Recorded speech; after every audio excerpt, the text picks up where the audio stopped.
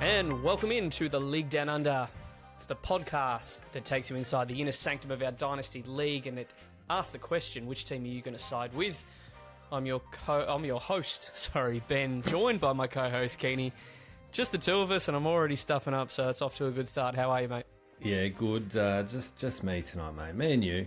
Our other co-host is just sunning himself. Probably got the little tan, the oil going on him. Where is he, Bali? Just getting some rays. He's got the coconut oil out. There's no doubt about it that our man is just tanning it up. He'll, when he's listening back to this, he'll be sipping on Mai Tais by the pool.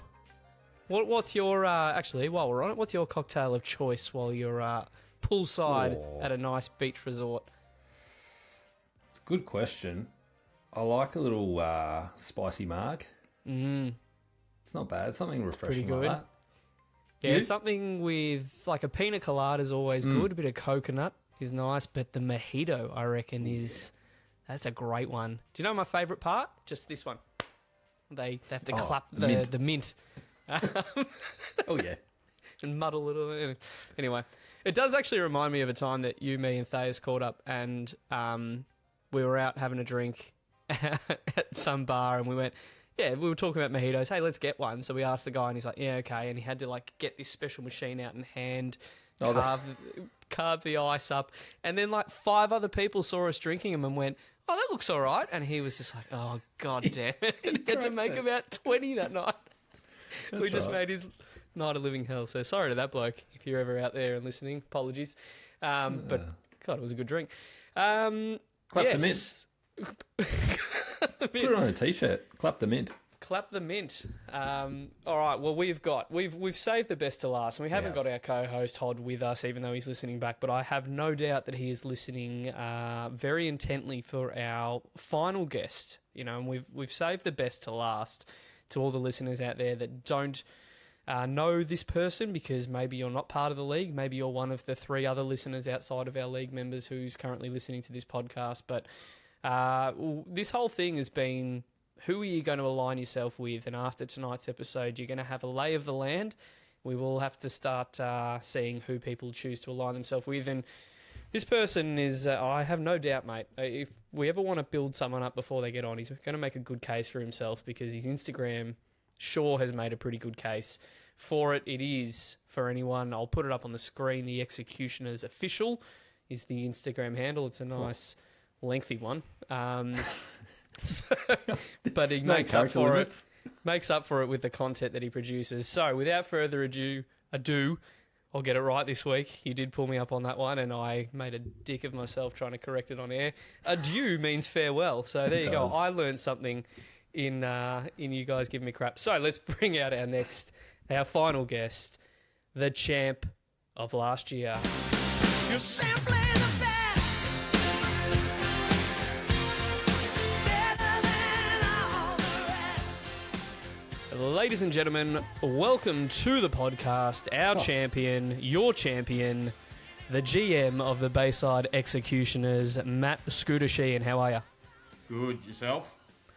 Going much better now that you're on the screen. He's come prepared. To gather yourselves, because it's not often, like, I wouldn't know what it's like to be surrounded by greatness, but you two are obviously seeing it. Yeah, well, I mean, you had me rattled from the start. I stuffed up my intro from the very beginning. You just got me on the back foot. But, you know, one thing that I always appreciate is that someone who really leans into a good thing when he's got it. And you've even got the merch on tonight. Just show that off to the camera. Everyone jump on the League Down Under on YouTube.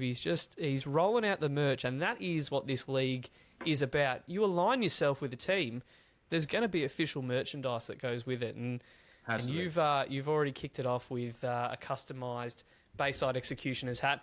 And is that's a Dallas Cowboys top you got on there, mate? It is a Dallas Cowboys top with the number 13 on it. What's the name, though? You've told us the number. Who's the name you've got? Who did we draft in the first round this year? Who did you draft in the first round this year? Caleb Downs. Oh, okay. Caleb Downs. The saviour of our defence. Jeez, you're onto it early. Already got the Guernsey. Yep. We're looking for any hope we can get at Dallas, much like Essendon. I'll tell you what, how long till you trade him away to Green Bay? Don't be like that. No, because you'll get his 5th year, and then it's after that 5th year, it's the actual contract where we have to pay him. That's the issue. So yeah, true. I'll tell you what, Ben, I am very much looking forward to this episode, though, because our man has listened to it all, has taken it all in. He's going to have his writer replies ready to go. There's been some feedback delivered your way so far, Scooter, but don't hold anything back in this pod because people are expecting some strong words from you. And just briefly before we jump into your team, has there been any feedback, A, on the pod and B, on any of the guests that you'd like to single out before we get going? Yeah, look, the pod's been good. I think the guys, probably apart from Camo, have come pretty prep. Camo didn't actually realise the pod was back going and the league had started. True. Yeah, it's always... Yeah, it's pretty amazing listening to 11 of the most deluded dickheads in fantasy football. And Who's all the of them biggest? There's a few. All of them telling me that my team's overrated, and a lot of them don't have a ring to show for themselves. But yeah, no, it's been all right. There's been some interesting episodes. We can go through what I think of a few of them if you want. Yeah, give us your top 3, bottom 3. I don't know how you want to rank it, or just best, worst. So I found the fascinating one was the DFF. Like he actually didn't. For what reason? I think you got to drill in a little bit more. He didn't need to tell us that he doesn't get into expert consensus. His results tell us that already. So, Yep. And I don't think he understands what expert consensus is and how it improves mathematical probability of making a mistake, because otherwise he wouldn't have traded up in that draft for fucking Kenny Pickett in a draft that was a weak quarterback draft. Because expert consensus said it was a weak quarterback draft. Very So good. the guy's a fucking moron. I'm going to guess that you're going to predict one of the best guesses, Tim McMahon, because he sort of broke the shackles of dropping F-bombs, and I think you felt a little bit at ease when you realised how quickly you were able to drop them.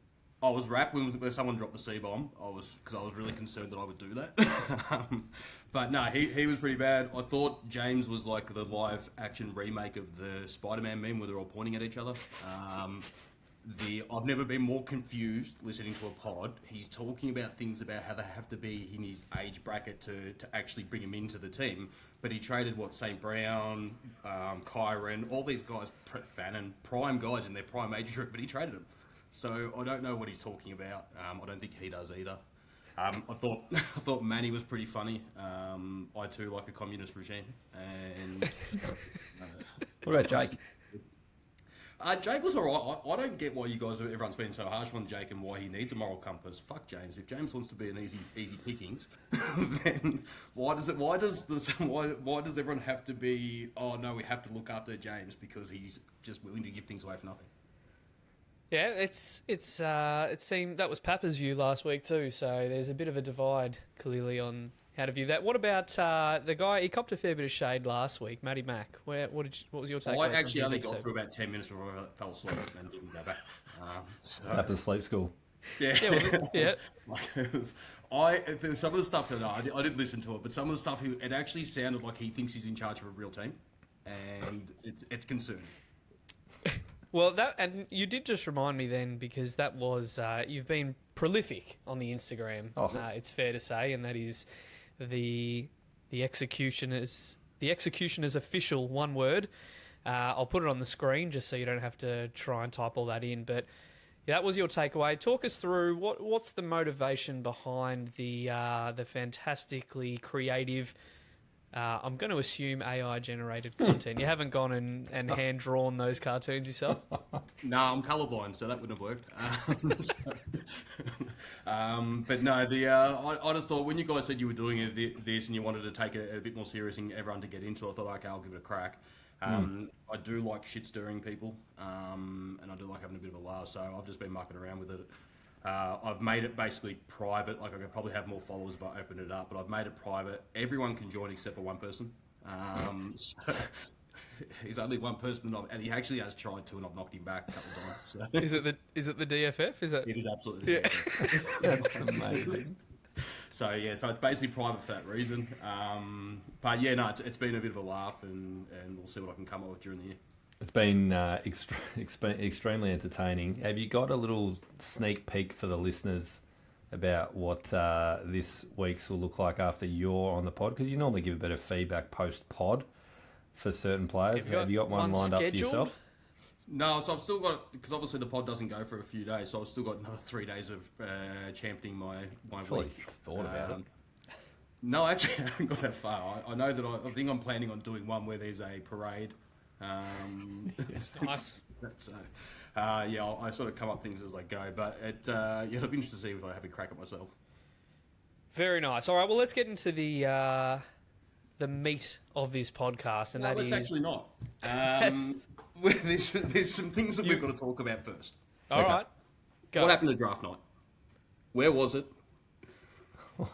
He's come loaded with some questions. I am not the only person that was upset about draft night not happening. I haven't got my ring.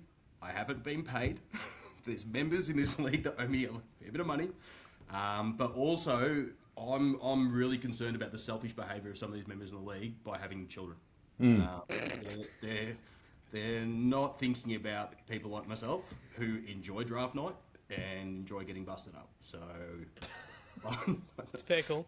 I don't know if you guys need to apologise to those league members, but I'm not the only person. I was asked to bring this up as well because I said I was going to, and they said they forgot to bring it up. But yeah, there might be a revolt if that happens again.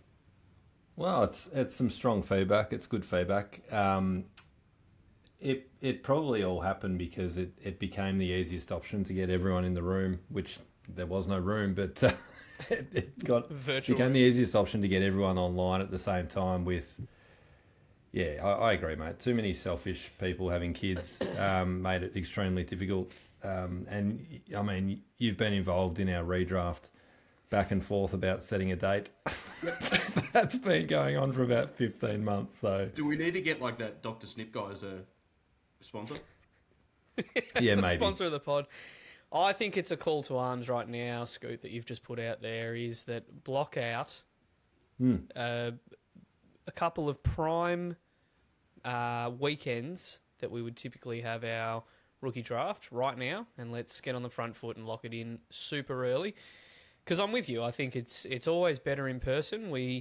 Our very first rookie draft, we said we were going to do the first round live, and we got so excited we did the entire draft in a night. So if that doesn't give you a bit of insight into how much better things are when we're all in the same room, I don't know what is. So yeah, I'm with you. Let's get on the front foot and get people.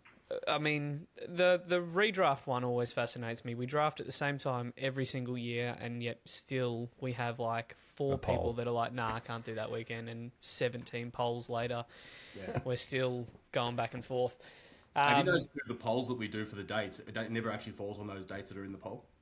Yeah, that's always a good one. And It's then just some random date. and then they can't be deleted from the chat, so it just adds more confusion as to which one is the live poll. Yeah. No, fair call. All right, should do a poll on whether we should have a poll.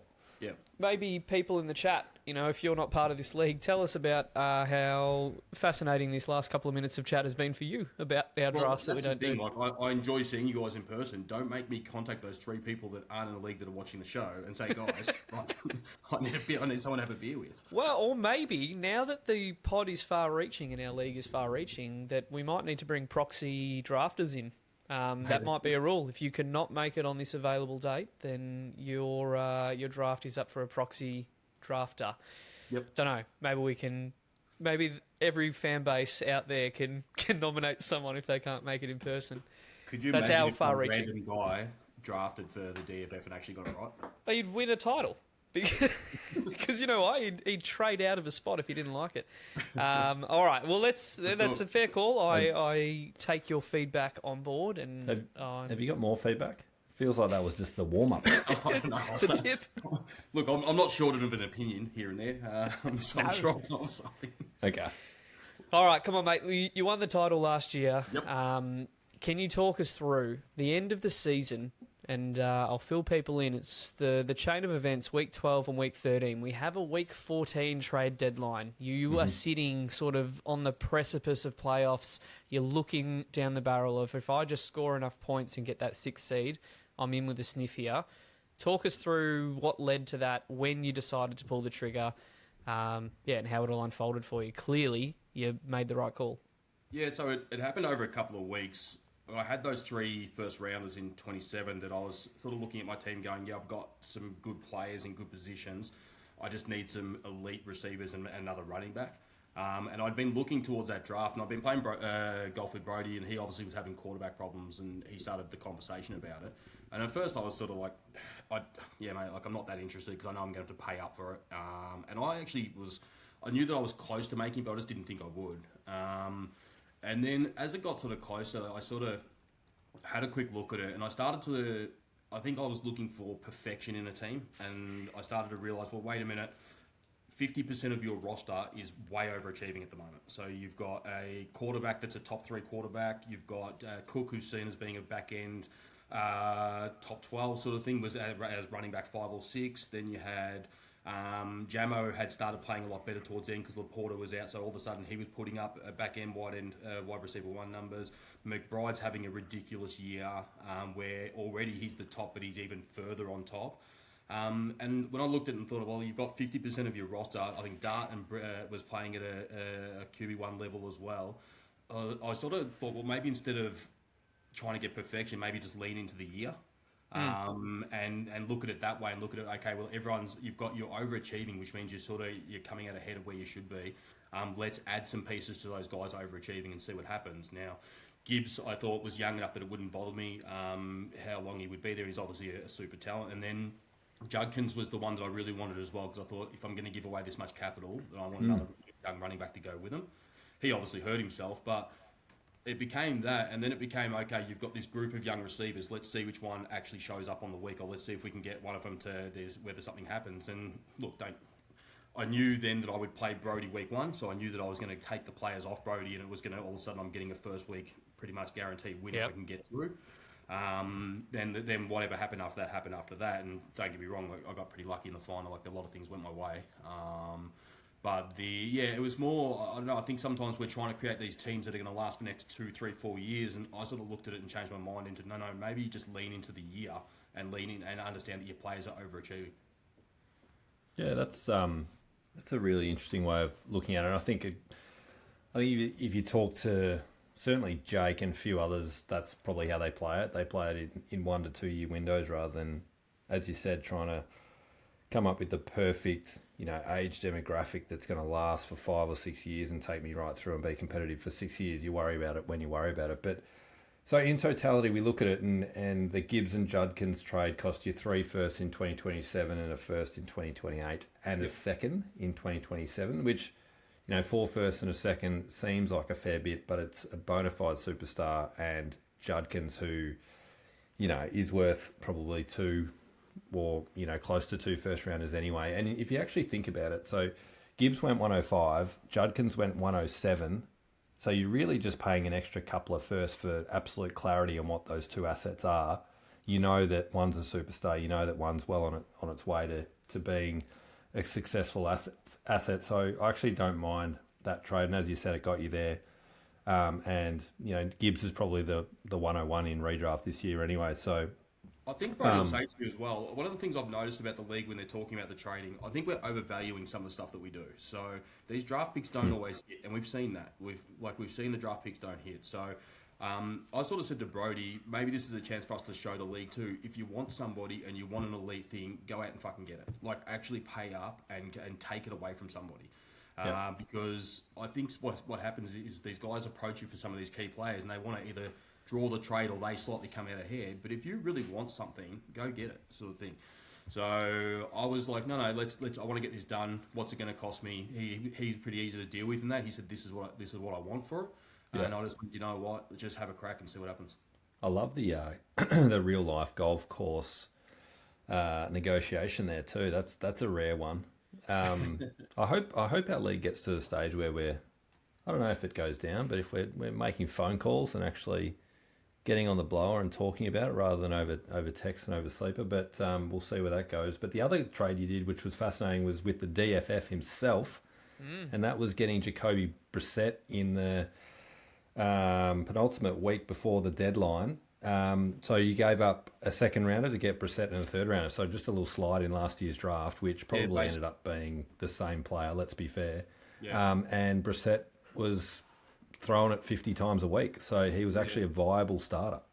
I was really surprised. I really wasn't going to do it, but then I was like, you can't leave anything to chance now. Just get it done and make sure you guaranteed that last week. And I just said to him, I said, look, I'll do it for a second rounder if you're keen. I then sent it to him with the third round. So basically all I was doing is moving down the draft and getting a player. And I was really surprised when he just pressed accept, because I thought he would come back and say, no, where'd the third rounder come from, sort of thing. And he would sort of catch on to it. But yeah, I was surprised. And as it turned out, if he didn't come in, then I don't go to the playoffs. Because Tim would have So was that your suggestion, or was it his suggestion? I can't remember. I don't know whether we even discussed about it before, or whether I just threw it in there. I mean, we know the answer.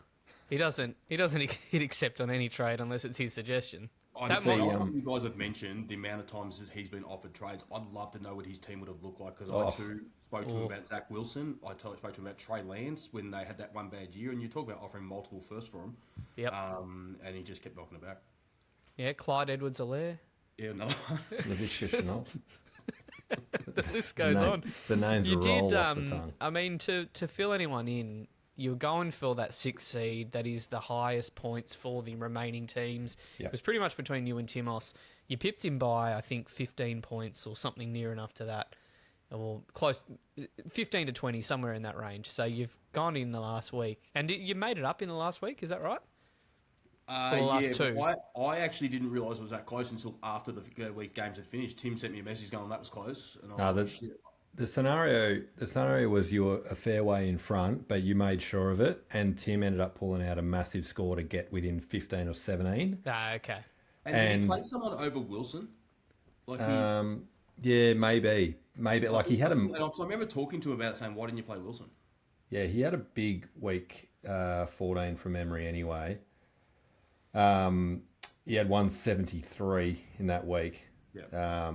Yeah, you got to. Sanders scored 33 that week, so you can pick and choose in hindsight. But the other interesting part about the Gibbs and Judkins trade is not only did it get you into the playoffs as a 6th seed, it meant you played Hod in the first week of the playoffs, and he was in full blown tank mode. So it almost got you through to week 2 of the playoffs by doing that.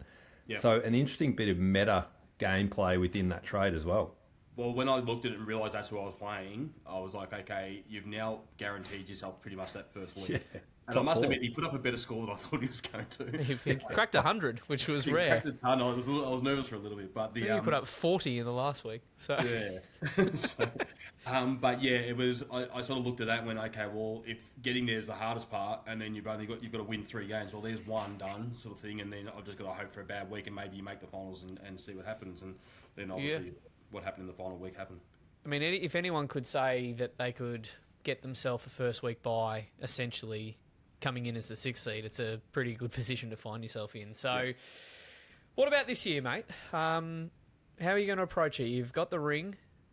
If it's not going to go your way, which are you going to do what we've seen in the past? And that's, I think, people who have won it maybe against a timeline or, sort of ahead of a timeline with their team, they're more likely to hit the reset or do a mini rebuild. What? Yeah, it's funny because I think Jake mentioned that he found my team interesting because you've got these core group of guys that are really well placed. They're good players like McBride, Gibbs, May, and then that quarterback, if Dart's playing well like he was last year, is obviously a good thing. But then I've got this receiver room, which is obviously a weakness. But it's also with a big question mark on it too, because those receivers, there's potential, they've flashed that potential to actually take a leap into that next stage. So when you're looking at your Burdens, Pearsall's, Jamos, those sort of guys, like they actually have shown it already through sort of patches. So if they take it's a bit like sort of, Kenny probably knows what I'm talking about here with like gambling when you're looking for value, where you've got 3 guys that are predicted to do something else and then they do take that step, it could actually catapult my team to another level completely.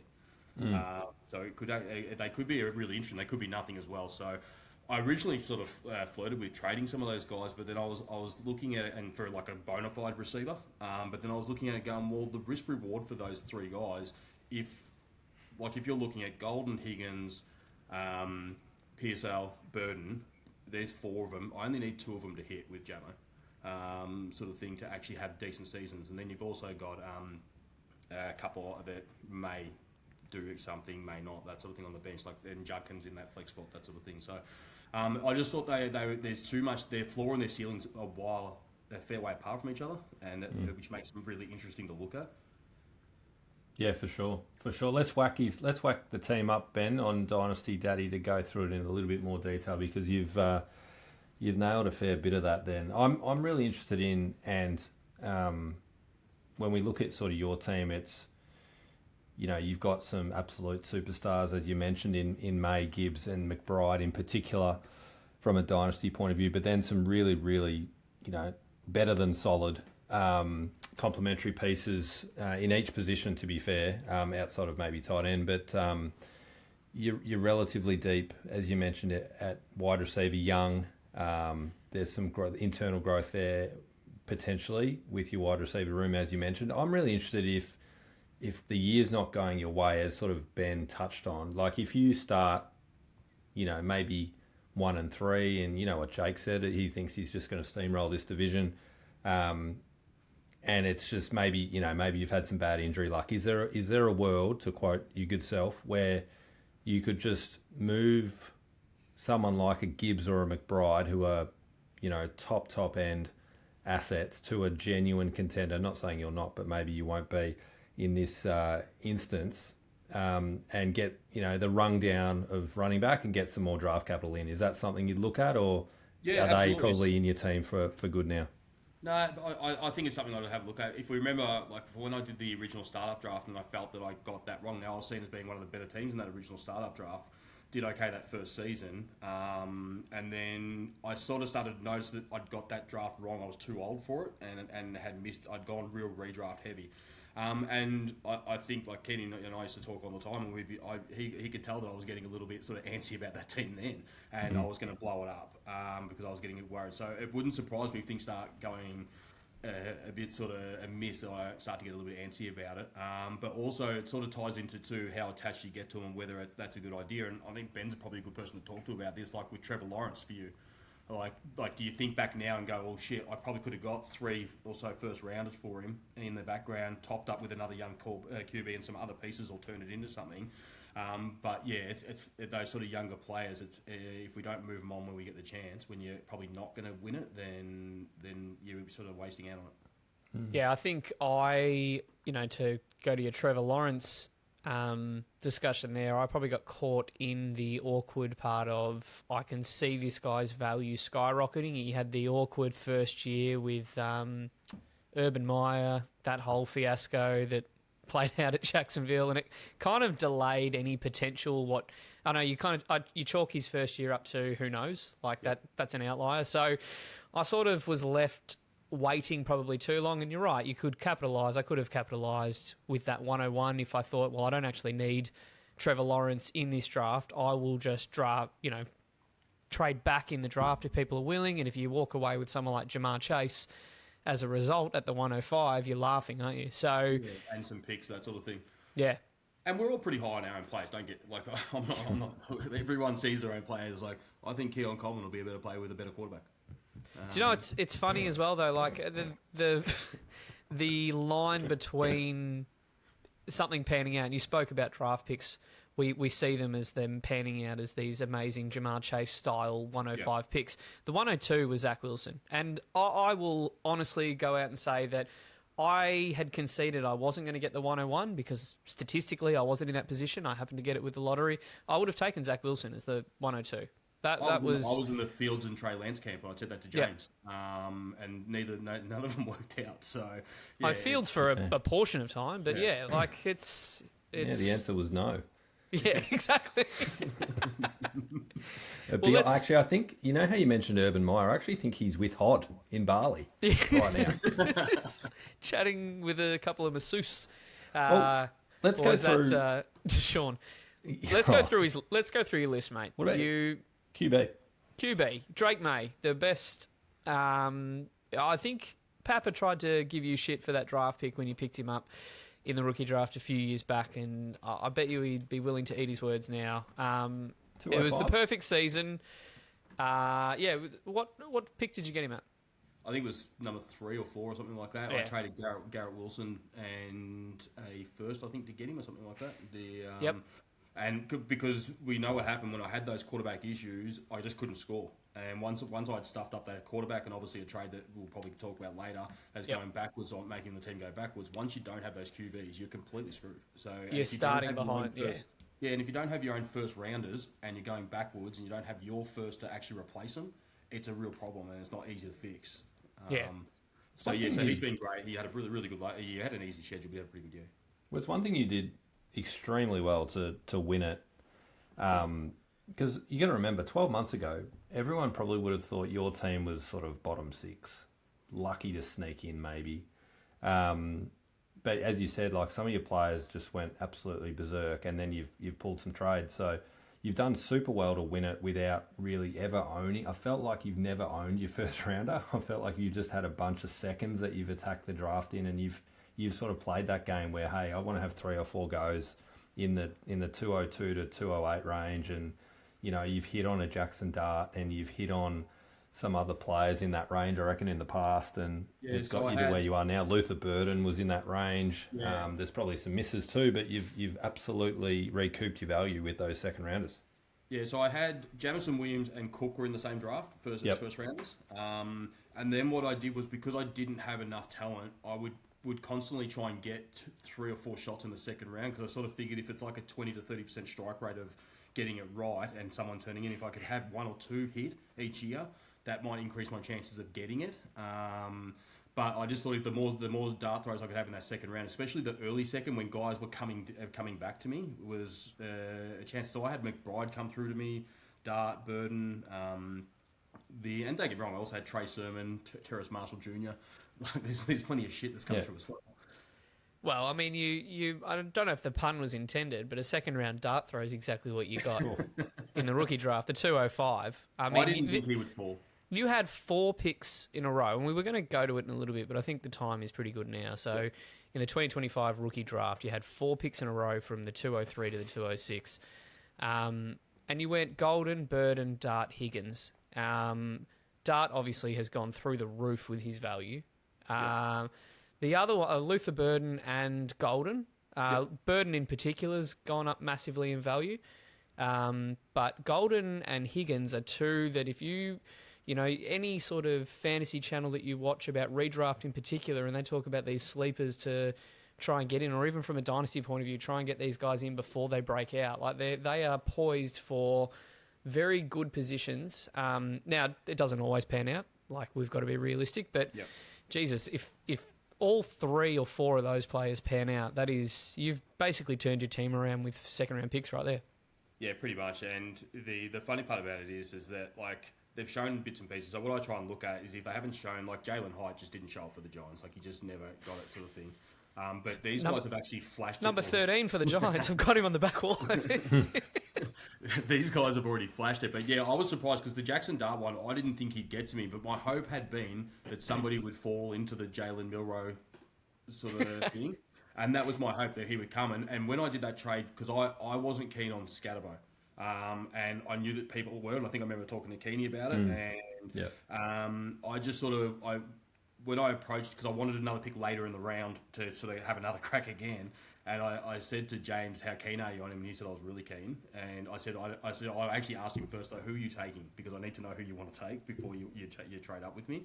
And he said, it's for Cam. And I said, okay, if you're trading up for Cam, then I'll do it. But if you're not, then I'm taking the 5 that I want anyway. The guys that I want. So, I've done pretty well in the second round. I think, like, if you look at it, I've got McBride. Yeah, McBride was huge. That's all right. Goes okay. Yeah, he goes okay. Look. No, you've done extremely well, and there's probably many names on this list and this roster that you could probably point to. But who are you really high on this year in terms of? Yeah, maybe a sleeper, or maybe you just think are just undervalued at this stage, and in 12 months they're going to be really highly valued compared to where they might be now. So for undervalued, like others undervalued, James Cook gets a bit of a Montgomery vibe about him, where people just think that he's not that good, but he all he's done is score. Yep. The guy that's like that, and I actually think if they use Jamison Williams more, he would be a top 12 receiver, maybe even a top 6. I think he's actually I don't think he's a deep threat only. And you watch him play, and every time someone gets injured and they actually do put him in that role, he flourishes. And he's hard. Like he's a lot tougher than you think he is for a skinny guy. And he's hard to slow down once he gets the ball in his hands. I actually think if he was given more responsibility, he would be even better than what he is. Mayer's another one that's interesting for me. I thought I really liked him out of college and was obviously annoyed when they drafted Brock Bowers. But he becomes now an interesting piece every time Brock gets hurt, where he steps into that role, and he did it in the final where he scores 18 points and shows that he has that ability to do that. So he's another one that sort of you get a bit frustrated knowing that he's got that talent, but he's not getting the shot. So, for just quickly, Keeney, for anyone not aware who Michael Mayer is, this was Jake's summary after you drafted him. Scoot, no! He's a blocking tight end! And the irony of what he produced and the irony in the is... final, surely now's the first time you've had a public forum to absolutely give him some shit about that, because that is unbelievable. Talk about fantasy gods. It was bittersweet watching him do it, because that final had a few things just go my way, where you like Brock Bowers pulls out, and I'm like, I said from the start, hey, his guy's going to score. He's playing. He's going to score. But yeah, for it to do it against Jake after Jake bagged him was hilarious. It's karma. That's the only way I see it. All right, we're going to quickly we'll finish up running you through your team here. You spoke about Jameson Williams. I think the interesting part with him is that Dan Campbell clearly wants to get him involved. I think that was pretty clear going into last off season. Didn't pan out that way at the start of the season. He ended up taking over the play calling partway through, and you saw a massive uptick. So surely you got to be up and about for his potential. I mean, Dan Campbell can do no wrong in Detroit. He loves him. He clearly has big hopes for him. Do you see him taking a massive step this year? Yeah, I think he can go from that. Well, people see him as a wide receiver too. He sort of put up wide receiver 1 numbers last year, or at the back end of the year. I think he can become a top 6 receiver with that workload, like where he's actually used in a lot more slants and he's used in a lot more short yardage stuff, because he is quick. And then once he gets the ball in his hands, you can't bring him down. All right, so I'm hearing a Henschke bet. I don't know. I just like to put these out there, but surely I'm getting against JMO, just straight up. Would you be down for it? That's an issue. I'm looking at his bottle right now that I had to buy the piece of shit. The hardest thing is, though, just in Detroit, that not much has changed. I mean, we spoke about it last week, but there's so many mouths to feed. We spoke about it with Laporta. There's just so many mouths to feed. Amon-Ra St. Brown's not going anywhere. Tesla's not going anywhere. Tesla, Gibbs. But it's an offense, Jamo. Like you've had KC and you've had the 49ers in the last few years. It's just good to own pieces of them, because you know that they're going to be on the field scoring. And if you happen to be on the right side of it, it's good to have. It's a good problem to be in, as opposed to owning a Jets player. No doubt. No doubt. I think Jamo's probably borderline. He's a wide receiver 2, borderline wide receiver 1. If Amon-Ra St. Brown gets injured, that's when he can catapult himself into a more consistent, wide receiver 1 type of receiver. But it's just hard to see it for me, just with the amount of mouths to feed in Detroit. But we spoke also last week, Scooter, about with Papa. I'm sure you tuned in, but we were talking about Rome Odunze. And there's probably all of us on the pod. It's an interesting one this year with Odunze v. Burden.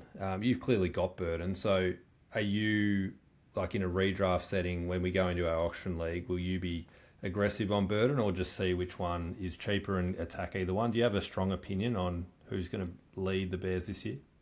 Yeah, so I think Rome's very good. And I do think he's really good. And because when you have Burden and he wasn't getting that much early in the year, you're actually watching the games a little bit, and you're watching Rome early in the year going, shit, this guy's really good. I don't. He hurt his foot, and I've heard there's been multiple reports where he said that he's now living with a new, this is his foot, this is how it is now, and this is how it goes, and it's not as good as what it used to be. But I'm just going to have to deal with that, and I'm interested to see whether that affects him with the future. But yeah, I don't know. I get the feeling that everyone's going to do pretty well in that offense. I think it's going to be a bit like Detroit's. I think with Caleb Williams there, and he's a bit. I just think with Ben Johnson, they're just going to spread it around, and everyone's going to be their bit. Are you worried if Burden can't be the one and Jamison can't be, you'd have enough in your receiver room. That's probably the one area I just go, you got to probably start 2 or 3 every week. Yeah, it would mean that Pearsall would have to go back to what he was doing before he got hurt, and he's had those injury issues, but he did show that he could do it. He's got to work on his matrix sort of moves, but but yeah, he would have to step up. Higgins is one that I'm probably thinking is going to be like that breakout player for me. I thought he looked really good for Texas and Texans, sorry. And yeah, I've heard those same reports as you, Benny, where they're talking about him as really lighting it up early and he looks really good and that sort of stuff. So Nico's had injury issues. It could be his offense at some stage.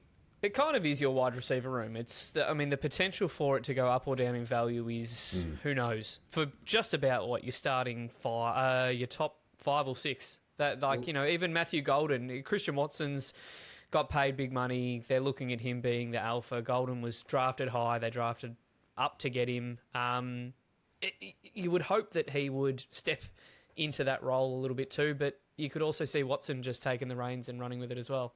Yeah, Adonai Mitchell showed a little bit last year as well. Even this one might sound completely stupid. Johan Dotson. Like, he obviously had that first year at the Washington where he looked like a bona fide star. Then he falls off the radar. He obviously loses it. They trade him to Eagles where he gets no chances whatsoever. He's barely on the field.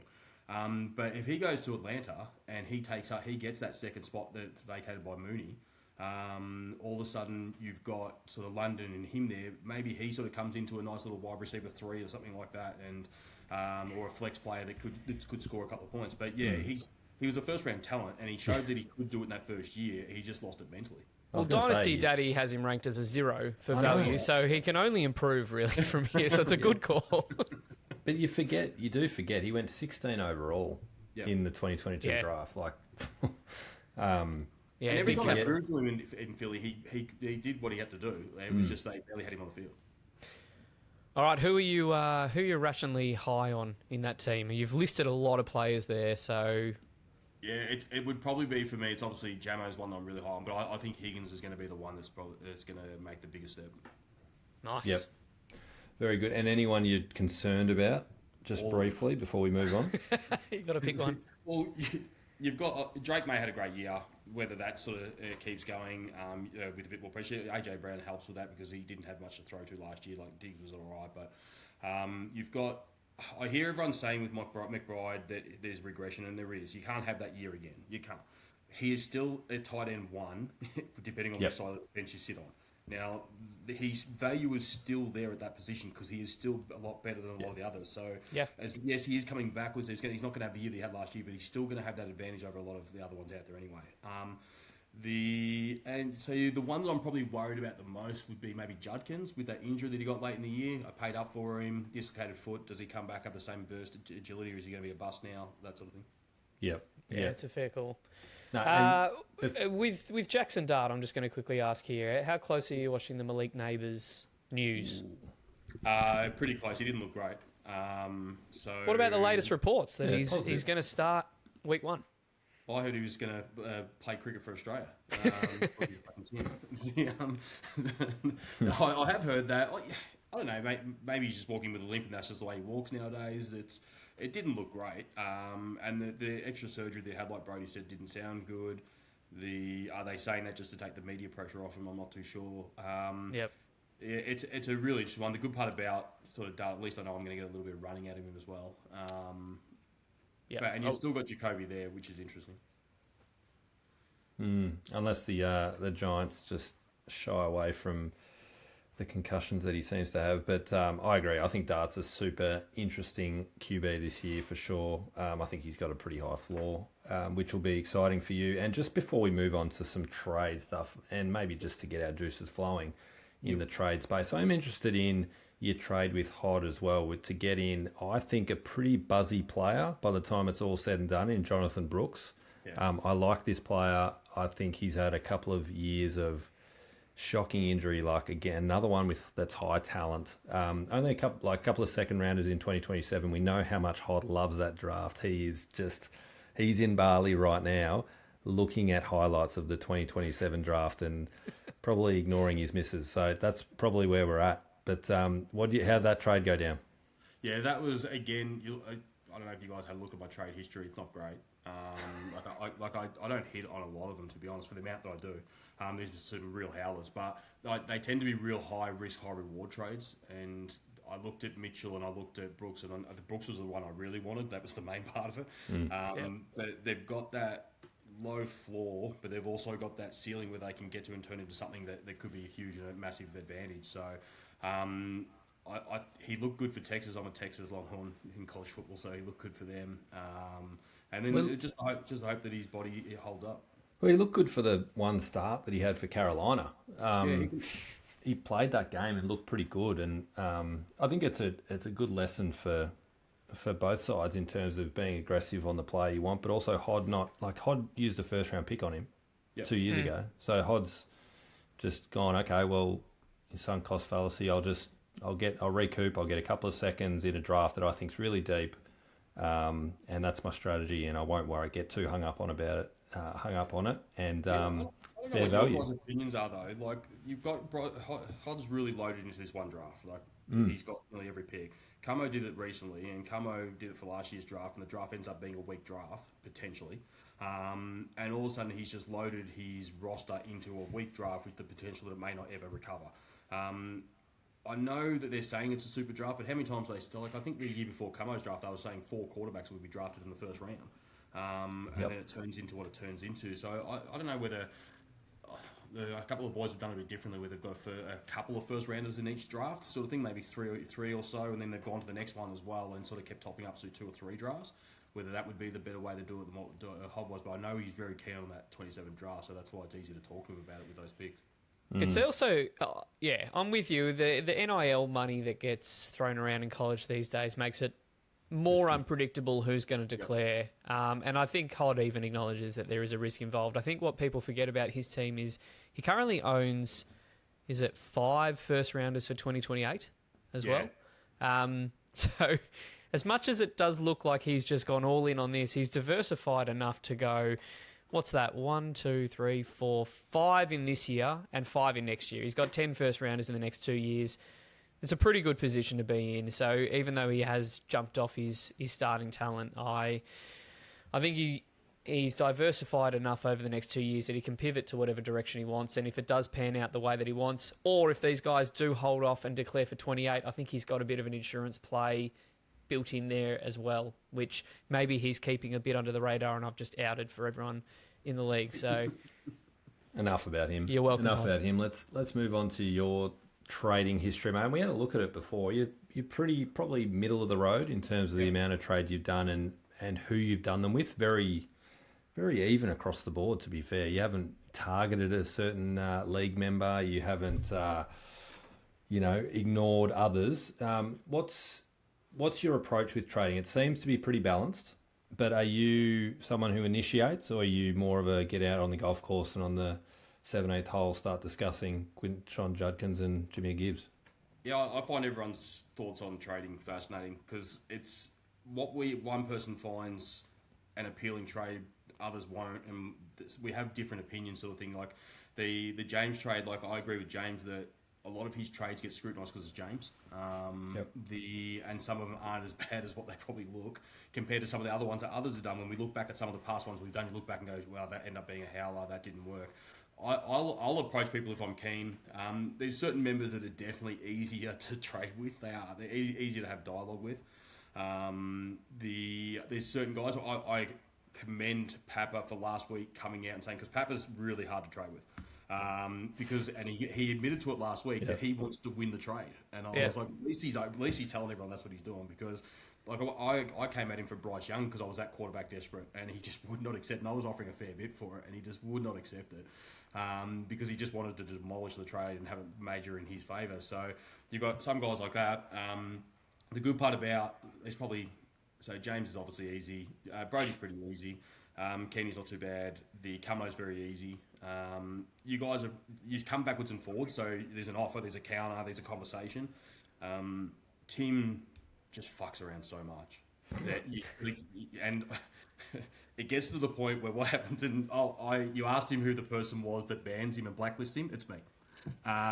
what happens is he stuffs around so much and he won't tell me what he wants, but he keeps talking to me about stuff. He just won't give me an offer. He won't tell me exactly what he wants. He just keeps knocking back your offer. And then I just go, all right, you're on a trade ban. Don't talk to me about it. I don't want to hear from you. You can talk to me about anything other than that they're trading. So he gets banned, and then he contacts me in a week or two and says, am I off my ban yet? And we try dialogue again. I don't know. Can I just? I don't know if you guys are the same, but do you feel that Tim gets a bit salty when you don't like what a trade he's put out there? He kind of gets a bit defensive and starts sort of saying, well, why don't you like this player? I don't know. That's certainly. I think he wants the trade to be very even. But it's also like if he could have done that trade that I did last year if he really wanted it, sort of thing. Like now he's then gone and done it now with McCaffrey and Henry, which is interesting because they're a lot older and there's a lot more risk involved than what he was probably looking at. Because he could have had probably James Cook off me if he really wanted to, and if he wanted to go, have a real crack at it. Or a Gibbs off Brody. But yeah, I think because he's trying to sort of stuff around a bit, you lose interest in the trade a little bit. Matty Mac's interesting because I don't actually talk to him about a lot of trades, and he brought that up that nobody approaches him. But the reason is, I don't know about you guys, but early on when we started this league, you'd send something through to him and you wouldn't hear from him for a week. So I just don't send things through to him. That's been the last 6 years. He's got 172 unread messages currently sitting on his phone. So the dude gives me anxiety when I look at his phone. The funniest one I had recently, I heard Jake say that I was more difficult to trade with recently than I was earlier in the league startup. Oh. He actually contacted me after the James trade, and I was on a bit of a bender, and I must have been pretty busted up because I sent a message back going, mate, just what the fuck do you want? Tell me what you want or go away, because unless you're telling me what you actually really want, I'm not interested. I'm not here. I'm not James. Just tell me what you want. And I actually thought he never told me what he wanted, and I just told him to piss off. I think I told him just to bugger off, and I'm not talking to you until you actually come up with an offer that you want. I actually looked at it today. He did tell me multiple times what he was on, so I must have been a bit too pissed. What were you doing? What was the? I think I might have even been at 1-6 when he was messaging me. What was the occasion? Monday. Yeah, probably. yeah, I think I was at 161 and he was messaging me, or I was at the pub somewhere doing something. Just on that, it'd be very interesting. You've said that Papa's shown his true colours with how he likes to trade. It'd be interesting to now see if he gets many trades over the line, knowing full well that he's in it to, in his mind, try to get a serious win over someone. Because, I don't know, the way I look at things is, I think whenever someone says it's a fair value, I think that's a good starting point.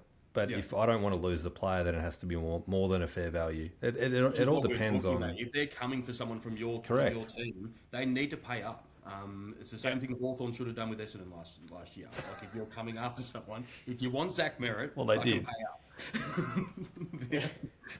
How's that? Let's leave that. Yeah, I mean, the amount of times that I actually go through and I put together a trade, take a screenshot, don't send it to the person because I look at it for a while and go, nah, that might be fair, but they're not going to... I almost talk myself out of what the other person would think of. I don't want to offend if I'm going after a good player of theirs or anything, yeah. How many league members do you reckon looked at the Fannin one and multiple times looked at Jim's team and looked at Fannin and went, nah, it's his only piece. It's the only thing he's got. He won't want to get rid of him. Like it's just. Well, I mean that ultimately is the debate, isn't it? You, Papa, and a few others have come on and said we don't give a shit if he wants to hit accept. He wants to hit accept, and maybe other people have gone and done that. But ultimately, you don't know if you don't ask. So, anyway, in this next question, you don't have to ask. Who are you going to steal off someone else's roster? Look, it's probably a free agent. It's Gronkowski. I just like his vibe. I think he'd be good for a beer. Is that his younger brother who was a fullback? I just think he'd be right to go revs with. Do an IV at 7 a.m. in the morning on the trainer's table. It would be a receiver of some sort. Probably Jamar Chase. Jamar Chase is a superstar. Yeah, it'd be pretty nice to just add to your lineup there, wouldn't it? Shore up that wide receiver room. Like Jefferson would be a target, but I don't know about you guys. I'm concerned about Jefferson with Kyler. I don't know what Kyler Murray's record is like with receivers. He doesn't seem to get them. Like it's not. He hasn't had great results with his receivers as far as points scored and things like that. No, his career. I think he's had one top 10 or something. I think Manny's a little bit concerned about that as well, to be honest. But yeah, time will tell. He's gettable by the sounds of it when Manny was on. I never thought that would be the case with that homer. be a pretty high price, I would have thought. But what's going through the last 6 years, mate? What's the best trade, if you can think of one, that you've made? So the best one would have to be that Brissett one because it obviously got me in there. Wow. Okay. And he's viable this year. Yeah, he is. Like, I know everyone's talking about Carson Beck and that. I think they'll have him for a year. And then we're talking about that McBride regression, but it's still now Jacoby and McBride. Like, they're still there. So he's just come out that he's reached a new deal. Yeah, so correct. Like they care about him enough to offer him more money. So. Yeah. It's a 1 year deal, though, I think, so it's just a pay and play sort of thing. But and I'm lucky too. I've got if Dart does hurt himself, I've got the legend himself, which is Winston. We speak about. I think Hod brought up getting in those real like sort of character guys just to get the team. He's a character guy. Absolutely. You can never drop him. Never. He was the one actually, just out of interest, that kind of you gambled a bit on. Yep. Early days, you tried to.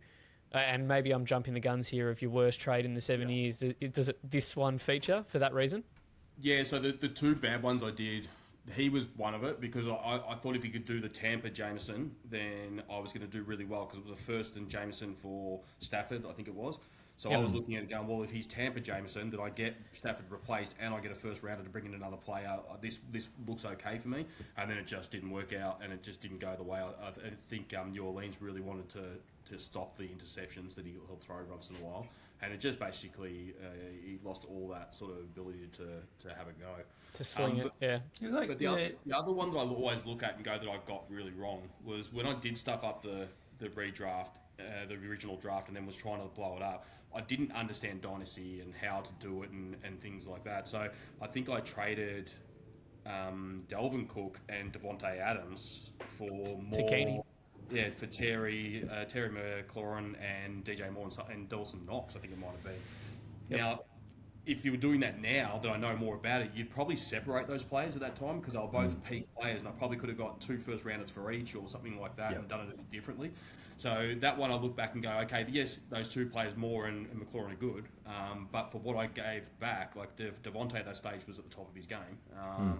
And Cook hadn't actually fallen off the cliff yet. He was about to. Hadn't actually You spoke about it before, Keeney, that if you are getting rid of the best players, you kind of want a bit back. That one felt like even a little bit under fair value. It felt like you were playing the age game a lot in that trade, and I remember looking at it going, Jesus, how did Keeney manage to pull that off? What were the magic words you whispered to Scoot to convince him and get him to hit accept on that? So. Yeah, I can't really remember how that went down. I was pretty frustrated. I could see that a couple of teams, I think it was your team, Ben, I think it was Matt's team, there was a few teams that were just really good. And they had youth as well. And I realised at that stage, wait a minute, you don't have this and you don't have the depth that they have and the young quality they have. You're going to have to make some changes. And I saw Terry and Moore as being up-and-coming young receivers that I might be able to get to that level. But in hindsight, you sort of look at it now and go, well, if I could have turned them into 2 picks in one draft and 2 picks in another draft and... gone about it. Yeah. Because you probably, you went redraft,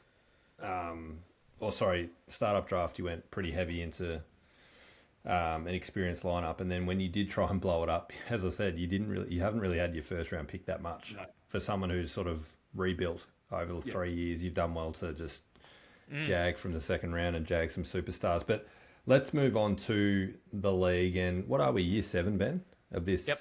Iteration, and this is what we like to talk about on the pod, especially with our hosts. So we want to know your insights on who you think is going to be challenging, who you think the big, pretenders are this year. So we'll start there. Who's the biggest pretender in the league this year? Someone that thinks he's going pretty well and going to win it, but is no chance in your view?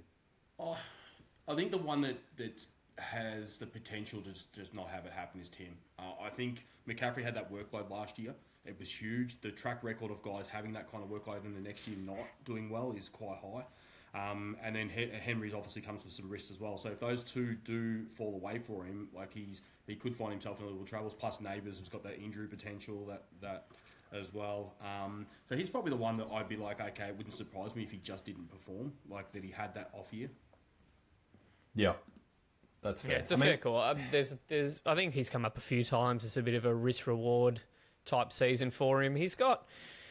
I mean, if McCaffrey and Henry didn't pan out, then he needs an awful lot out of RJ Harvey or Ramondre, and that's a tough spot. Whereas if Malik Neighbours doesn't perform, yes, he's elite talent, but Zay Flowers, you could see, I mean, repeating a wide receiver one. Brian Thomas, a lot of buzz about him going back. Christian Watson got paid. Like, I think he could cover. Can he cover to the extent of getting over the line? I think he's got surprising depth there. So if those players all pan out for him, he's a scary team. But if some fail, he needs other things to go his way, doesn't he?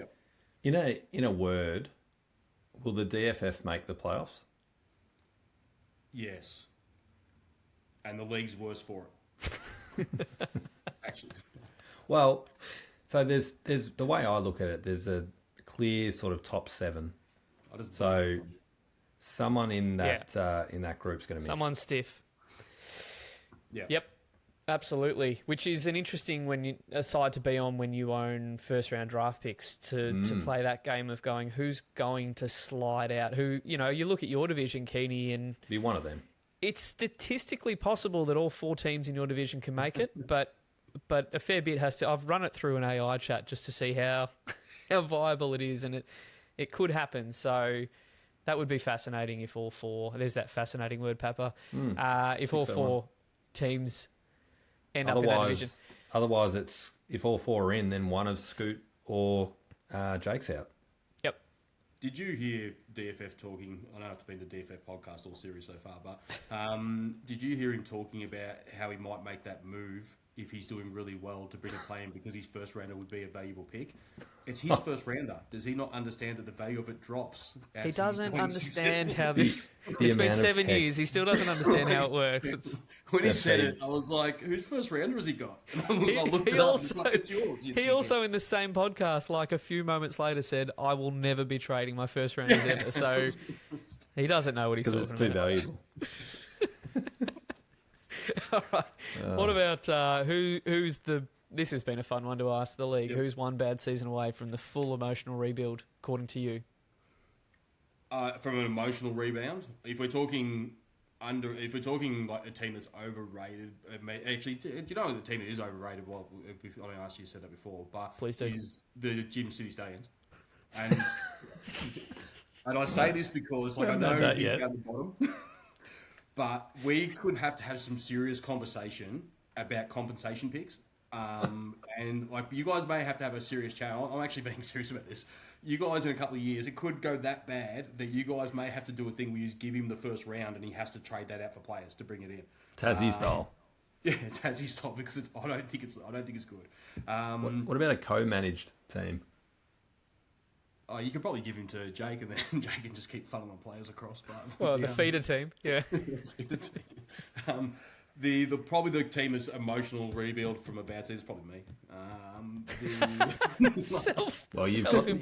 You've got the elite assets to go full emotional. Yeah, and I McBride can fire up a little bit and get a little bit sort of emotional about things.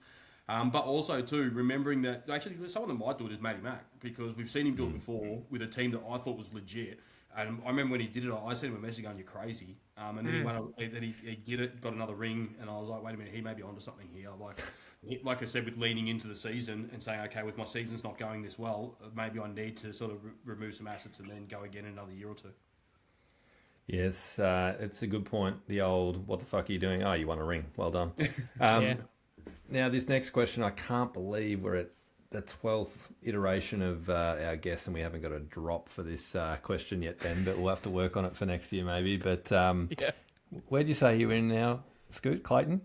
Yep. Any good eateries around there? What do you have for lunch today, mate? Oh, my lunch. So where I am is right next to Lily's Banh Mi. Which is one of the best in Melbourne. And I don't mind Subway or a bit of, I do a bit of meal prep as well. What about are you a coriander man? Absolutely. Ooh, nice. Chili? Absolutely. Okay. And I heard some of the people say this that they don't do it, and I think you all need to harden the fuck up. No, coriander's no good. But anyway. Just quickly, Subway order. Go super quick. This is what we first. Run us through the garden. Run it through the garden. Yeah, so it's wheat with tuna, spinach, onion, jalapenos. Tuna? Why I didn't know anyone did tuna or seafood surprise or whatever it's called. Papa does. 16 years. Hey, give us this bit of us some insight feedback. just on the back of Remembering last that week. the shopping bill's like $60 a week apparently. And it has He's been the cat man at Geelong. Yeah. Hey, how much of Papa's lunch choice is just through routine or frugal nature of the $2.40 a can, and he just can't pass that up? Fiscally disciplined. It's absolutely about the cost. Like I'm pretty sure didn't he say in the league once that his grocery bill's like $70 a week or something like that for him and his missus? He did too. Madness. Which is absolutely crazy. So God, he must be a buzzkill to go out to dinner with. He'd be counting the dollars of, we can't get another drink. You'd think he'd be thinner. Your shout. No, so we've got old mate Papa who has tuna and rice and spinach every day of his life for 16 years, and we've got the other one, the DFF, who's on the incline treadmill for every day of his life. Yeah. How's our league going? Probably because he thinks he can get away from people on the incline treadmill. He's that dumb. Very good. Okay, now what about you? The next most important question. What about fantasy style? So are you an early riser? I know that, but you get up and red zone. Is that the go? Are you acutely aware of your opposition? How do you track? Are you on sleeper? How are you approaching it in the morning? So I am an early riser. So I'll get up for the 3 a.m. games because I get to watch them before I go to work. So I like them. Before they change it with the time zones changing that. I don't watch Red Zone. What I do is I have the split screen going with about 4 different games going. I don't mind a little multi on in the morning, so I've got a few bets going on. Gambling. So I've got probably 6 or 7 multis going on where you got so those are probably the games I'm actually watching. Red Zone would be perfect for that. Yeah. Well, because if you've got the 4 games, you've got certain players that you're just watching. And then what I tend to do, I don't look at the other team that much. I do get on, like you guys were talking about, watching box scores on the CBS Sports and that sort of stuff. So I'm more of a box score guy that'll go and have a look at the stats and how everyone's playing. And but I don't tend to look at. I know some of the players I'm playing against, but I don't tend to sit there and watch it and go, okay, I'm going to watch their games or anything like that. I'm more worried about my league. I got to ask you about Manny's method in writing down on a A4 piece of paper or a notebook, his opposition week by week lineup. What's your views on that? So we've seen those sort of Netflix documentaries like Dharma and things like that. Like this, you guys will actually be part of that in his. There'll be moments where they'll be talking and saying, "Oh shit, we did see this coming." There was some really Yeah. There were signs. Yeah, there was signs. That and the amount of burgers that he's eating is absolutely worrying. We've got to put Papa and Manny side by side just to watch them consume lunch. Get him all on the right. treadmill. Scoot, if your franchise had a headline at the end of the season, we've had a mixed bag for these, so I don't want to put too much pressure on you, but I've got high hopes for this for you. So if you had a headline at the end of the season for your franchise, what would it read? Heads roll as the executioners go back to back. Ooh, Love it. that's Very good. Tied it in with the executioners and the guillotine, and that's very nice. And It is succinct. I like that. One thing I didn't think about when I was coming up with my EDL name was just the character that goes along with it. I've got just a crappy little bird. But you've easy to make fun of. Some of these other teams are a concern. I would like them to change the team names. Tim can change his. The Humdingers are shit. Humdingers. But yours is well thought out because it's just... Well, because I actually thought you guys were going to do this ages ago. So I did, when we came up with names, that's why I did it. Mm. It's very enjoyable, but the heads will roll if you win 2 in a row, mate. I'll tell you that much. But what about a bold prediction for anyone in the league, namely yourself? But you can go anywhere with this if you want. Just a bold prediction that you think might happen. I'll go with a bold prediction for my team. There's going to be multiple times this year where they'll score over 200. Ooh. Oof. Have you done that before? No, but I just have a feeling with that list with their scoring potential.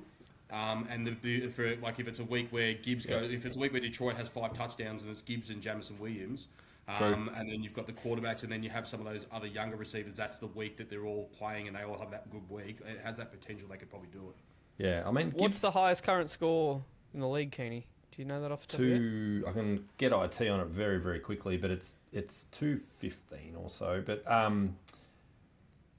league history. Let's have a quick look. This isn't great. 221? 221. Jeez, okay. That's 221. But you're right, like you haven't had the full effect of Gibbs yet. Like you brought him in and he probably didn't go, like he was fine, but he had a 49 last year. Yeah. Like, he's capable. Yeah, so there's a game where he could go off and the guys could go off, like if Drake May goes off with him. And Jackson Dart with his legs, for sure. It's not so bold now that I think about it. It's pretty good. Just before we finish on the last bit here, Keeney, just a fun fact for you. How many NFL franchises don't end in the letter S? Because the Grouse currently fall into that category of that rarity, that rare air. They do. No, the Grouse end in an E. They do. What are you talking about? You're right. They do fall into... Right. Yeah, they fall... I thought you were trying to genuinely justify that they end in an S. I was like, you've lost your mind. So the Punishers, you've got the Homies, the Executioners, they're all ending in an S. They're following the trend of the NFL. That is, all 32 teams end in an S, mate. So you're in rare air, not ending in an S. And I think the only one. I think 4 NBA teams that don't end in the traditional S. Magic. So Magic is one. Anyway, we won't continue with that. That was just a fun little side note. Scoot, let's finish with you. You are the man of the hour 11 for that fact here. Sell the listeners here on, if the Instagram page wasn't enough, if they're still trying to make their mind up, why should they consider being an executioner and buying some of that merch? Look, they can probably listen to other guys and be bored shitless, but if they want to listen to someone that's just going to have a laugh, that's most likely to go out and get absolutely buckled on draft night. And like I said to you guys earlier, I'm probably the person in the league that's most like Cam Scatterbo, potentially has CTE. And is most likely to try and put his head through a wall, something like that. But no, I just find everything funny. Things that I probably shouldn't find funny, I find very funny. And I just think it's going to be a bit of a laugh. So if you want to have a laugh with me and give shit to the rest of the league, let's do it. Oh, well said, mate. The Executioners official on Instagram. If you are not following it, jump on board for much more to come. Oh, yeah, DFF, you're not allowed.